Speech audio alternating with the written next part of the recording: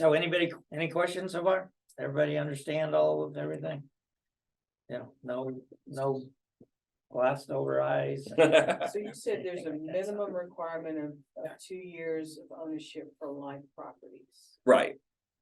What is a like property? Right. If it's, a 45 door property in Clarksville, Tennessee, that would be pretty equivalent to a, 85 door in Dixon, Tennessee, or even across states. I mean, I'm trying to think of Bowling Green, Kentucky, something like that. What wouldn't be the same is 55 units in Clarksville, Tennessee would not be the same thing as 280 unit property in Boca Raton, Florida. Right. So there's some leaps that can happen for sure. And there's no mathematical equation to it. It's just a matter of really, does it pass the common sense test? Is someone, for instance, what skills really relate to running a 55 unit in Clarksville versus a 300 unit in Boca Raton, Florida? There's very little there, but you could say a 55 unit is pretty equitable to 100 unit in Bowling Green is pretty equitable to, 150 unit in Nashville. So it's just about doing things that are common sense. Yeah. So, all right. Any other questions? We'll keep going here. So, I know we covered this a little bit, talking about 2 years ownership, things like that. So say somebody's, hey, I got this deal. I'd love to do agency because of everything you listed, a lower interest rates. We got non-recourse, we got interest only, all that good stuff. But, I don't have that 2 years and, maybe some of this other stuff. And then there's such a thing as sponsorship. Right. You want to explain that? Sure. Yeah. And I touched on it a little bit earlier, but just to kind of go back to reflect on that, sometimes you might get into a situation just like that, where you look at a deal and you're like, okay, I've owned and operated multifamily. I have the cash to take it down, but this is my first time trying to buy a $25 million property, and my net worth is 15 million and you're 10 short. That's a good opportunity, if the debt makes more sense than a conventional product, to find a sponsor that will come along with you in the ride, that is going to sign on the note with you, be a guarantor of the carve outs that we put in for the non-recourse feature, that's willing to own and operate the property with you, or willing to operate the property with you, and they'll come along inside of your partnership and they will boost your net worth. And if they have a net worth of $10 million, then the group's net worth is now $25 million to qualify for the loan. If they have a net worth of 40, then the group's net worth is now whatever math. But the point is that it's a combined pool effort, and even go at the minimum. If your net worth is $500,000 and you're trying to borrow $15 million, and you get somebody whose net worth is $15 million, and now your net worth is $15.5 million. So it can be a problem solver, especially for folks that are new in the business or are trying to make a different leap, or wanting to transition from using conventional financing to debt-based financing, to agency-based financing, and sort of leave that. And then Brian knows a lot of folks that can fill that gap, and I know a lot of folks that can fill that gap, and that's part of sort of what we call creative financing. Yeah. Here we go. Go. So, related to that, so you have a KP, let's say on your sponsorship team, how granular are they about this, about looking into, let's say I was going to partner with a guy that had 4,500 units, let's just say that, and he wasn't going to be super involved on the day-to-day. Do they care about that, or is it, they want to see him involved daily, or could it just be like he's signing on the loan and then basically it's passive for him? I think the answer to your question is the way that this stuff gets evaluated is they look at the operating agreements that form before the close of the property. They make sure that that person, whoever that additional KP, is listed in there as a managing member of that LLC. that it dictates clearly that inside of that both of you have decision-making capability. And then typically, that, if one person does not have the 2% or 2 years of wherewithal, that it very clearly spells out, that the person that is, it does have it is, gonna be making decisions and. So like controlling interest or just being a managing member? Just being a managing member, yeah, it all gets in legal minutia, and then that's the end, I guess is the point. Like, to answer your question, do Fannie Mae and Freddie Mac come out on site and make sure that, the audit the phone calls? No, right, but I think we should tell the truth in loan documents, yeah. Yeah, there you go. For the camera. Yeah, right? right. Yeah, yeah, No, yeah. I mean Yeah, it. so, go ahead, I Trey. gotta go to work tomorrow. so. Yeah. Trey, say at the end of your terms for your current agency debt, say 8-10 years, but at the end of that, how much trouble is it to get the next loan? Not at all, really. And what it is, it's a matter of what do you want to accomplish in the next loan? If you're trying to replace your loan, unless there's been a material change in your property, then it's probably going to be a seamless process. In fact, when that time comes, and it's come for a lot of people, right? Because agency financing's been around for a long time. So some people have come to the end of their 10-year term, or they've come to 7 years and they've reevaluated their property. We don't have a cash out limit. So you can cash out as much as there. So if you go, let's say that you bought a property for, call it $3 million, took out a $2.5 million loan, 10 years passes, your property is worth $10 million now, just because it's late. And clearly, I don't know if y'all can hear, but I'm getting over a gift from my toddler called norovirus. And if you were to find out that your property was worth $10 million and a debt service to cover a $7.5 million loan, you could then take out $7.5 million, which is, I think, $5 million of cash out. That is a non-taxable event, and now you have $5 million that you can go to. You don't even have to 1031. It's a non-taxable event. And some people might think that sounds like pie in the sky. Yeah. What I consider the best loan I ever did in my entire career, financially or economically, not sponsorship wise. Not they were cool dudes, but not sponsorship wise, and not anything. Just economically. I'm going to tell this story that they don't. I don't even know if they know what a TV is. So I don't know, but it was 3 gentlemen that got together. I love this story. It was 3 gentlemen that got together back in 2014, and they bought a property in Indiana. They bought 2 apartment complexes in Indiana.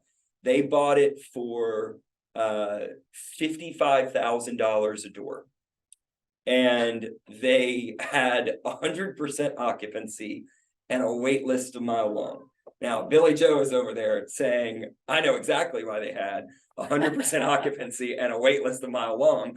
It was because their rents were $400 below their nearest comp set. And this property got brought to me right before COVID happened.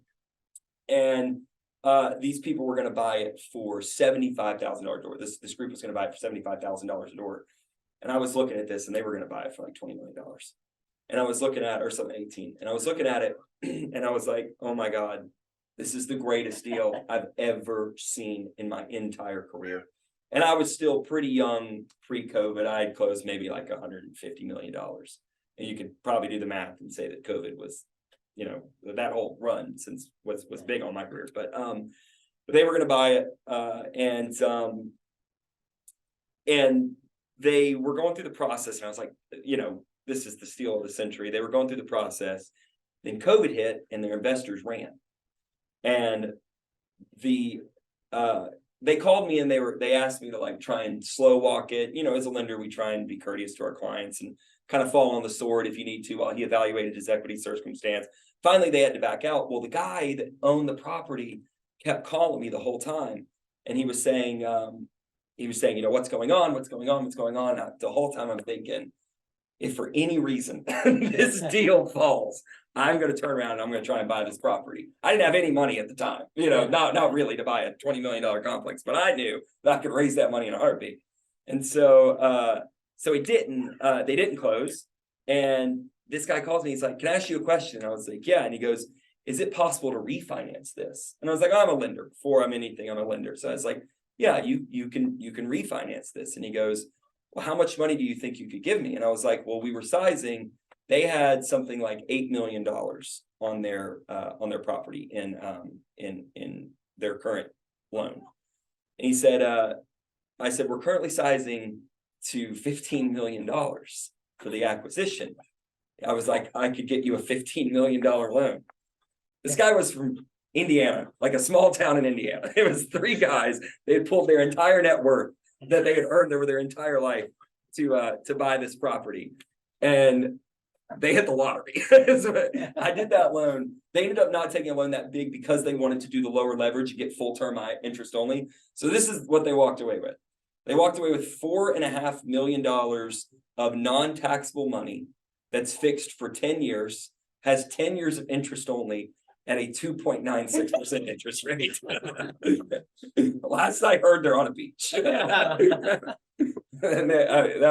And then like we went to Chicago and it was my first time in Chicago, and I met them, you know, in our business, sometimes you only ever meet someone over the phone, right? For years, and then you meet them in person. I love to play the game of, do you sound like, or do you look like what you sound like? Yeah.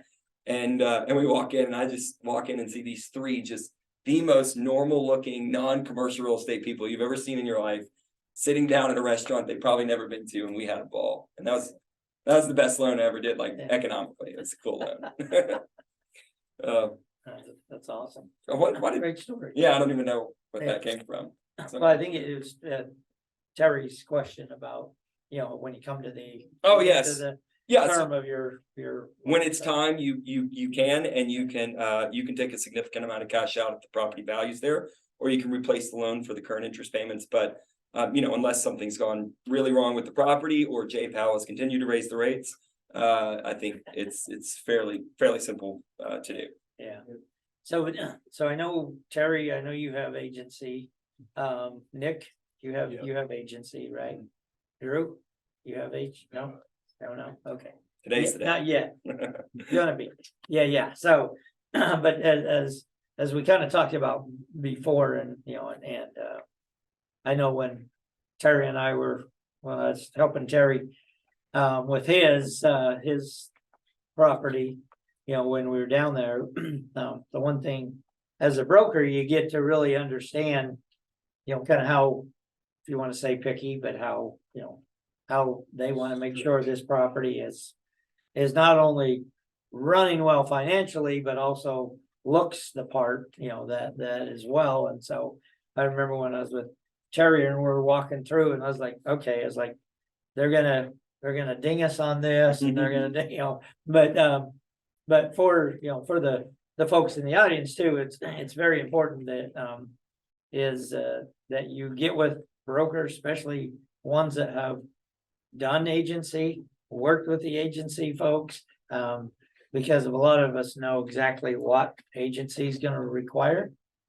and you know, they know what they're going to require. So when we walk a property, we can kind of, you know, pick it out, because agency will also, you know, it's like they did with Terry's property. They basically said, this needs to be done in 6 months, this needs to be done in 12, this needs to be done in 18, and you know, they'll let you know what work needs to be done, and then it's up to Billy Joe and those guys to execute on all that, you know, for them. So Can I say something on that? Yeah. Because this is something that's really like lender minutia that maybe even folks that have borrowed agency before here don't know. Your replacement reserves that get told to you by the engineering report that you pay into, which is usually between $200 to $300 a door, depending on the economic condition of the property, or sorry, physical condition of the property. You can withdraw those reserves at any point without penalty, as long as you use them on the property. So if you have amassed a bucket of capital that's sitting there, and you say, I need new stairs, or I need new roofs, or whatever, you know, make sure that you call your servicer and ask them how much is in your replacement reserve bucket, because you're allowed to access that capital at any point. And that's not your required repairs money. That's your actual replacement reserves that you're feeding into that are part of your mortgage, that you're paying in your mortgage. I did not know that. Yeah, you can get into that Oh. bucket at any time. That's cool. Have you done that? No, we're gonna put Oh. a parking lot in though. Oh, okay. Yeah, and that's what some people do. We've got a 7-year exit strategy, so we're just Yeah. gonna be putting it all in there and then new parking lot for the sale probably. I've seen a lot of people will also, they'll save it right before they sell it.